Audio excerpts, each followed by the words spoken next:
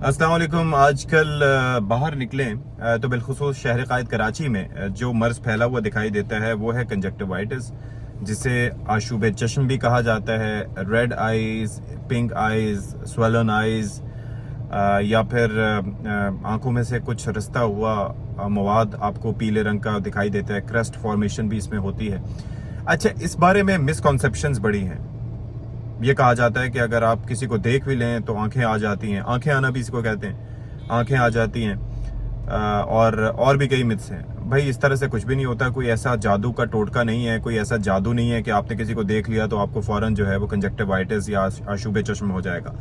तरीक़ेकार simple है। Viral infection है, कोई छींकेगा, खांसेगा, या ज़ाहिर है कि आसपास उसके होंगे ड्रॉपलेट्स, अगर इधर उधर आपके सिस्टम में चले गए तो फिर आप उससे मुतासिर हो सकते हैं। एक घर में ज़ाहिर है किसी एक को हो जाएगा तो फिर हो सकता है। अच्छा, फिर उसके अंदर कल्प्रेट्स क्या होते हैं? मिसाल के तौर पर आपको आशूब चश्म है, उसके अंदर बड़ी इरिटेशन होती है आंख में। ऐसा लगता है कोई फॉरेन ऑब्जेक्ट आपकी आंख में है, खुजाने का, टच करने का दिल करता है। फिर उसके बाद ज़ाहिर है काफ़ी तकलीफ होती है।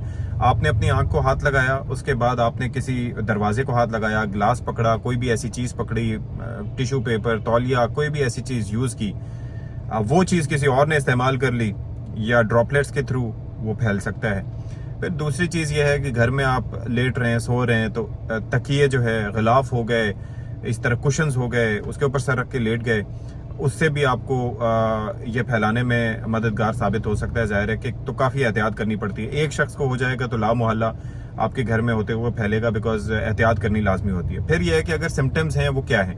सिम्टम्स यही है कि रेड आई का होना, पिंक आई का हो जाना, मेम्ब्रेन का जो आँख की है उसका स्वॉलन हो जाना, उस पर सूजन आ जाना, आंखों से मवाद रसना।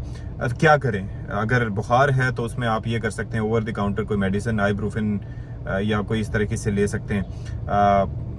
डॉक्टर को कब दिखाना है? वो तो जो वायरल इन्फेक्शन होते हैं, देखें जी, वो अपने तौर पर खुद ही खत्म हो जाते हैं। उनका एक टाइम स्पैन होता है 2 हफ्ते का या 7 से 10 दिन का, तो उसमें खत्म हो जाते हैं। अगर उससे ज़्यादा परसिस्ट करें तो फिर ट्यूबरक्स या कोई इस तरह की मेडिसिन, या फिर आप अपने माहिर अमराज चश्म से रब्ता करके उसको अपनी सिम्टम्स दिखा के, आजकल बड़ा जदीद दौर है, व्हाट्सएप के जरिए आप रब्ता करके अपनी सिम्टम्स दिखा के उससे पूछ सकते हैं कि ये क्या है, या जाके मुआयना करवा सकते हैं। अच्छा, इसके लिए मीन वाइल आप ओवर द काउंटर ड्रॉप्स भी ले सकते हैं, जो कि ताकि आपकी आंखें जो है ना उनमें मॉइस्ट रहें, ड्राई ना हो, तो उसके लिए भी आप वो मेडिकेशन ले सकते हैं। कुछ थेरेपीज़ वगैरह भी कहते हैं जी कि आप जो है वो उसके ऊपर जो ब्लैक कॉफ़ी को ठंडा करके वो लगा लें, फिर टी बैग ठंडा करके रख लें। यानी कि ये वो तरीके हैं जिनसे आपको थोड़ा सा आंखों में सुकून पहुंच सकता है। लेकिन एहतियात करने की ज़रूरत है, आजकल फैला हुआ। एक और रिक्वेस्ट ये है कि अगर आपके बच्चों को ये बीमारी है तो उनको बराए करम एक चश्मा पहना के स्कूल ना भेजें। अच्छा, एहतियात करने को कहें, उनको तरीक़ेकार बताएं। फिर यह है कि अगर आपको ये खुदा नख्वास्ता हुआ है तो आप भी अपने वर्क प्लेस पे जाने से गुरेज करें। जितना एहतियात करेंगे उतना इस मर्ज़ को फैलने से रोकने में हम अपना किरदार अदा कर सकते हैं। Thank you so much.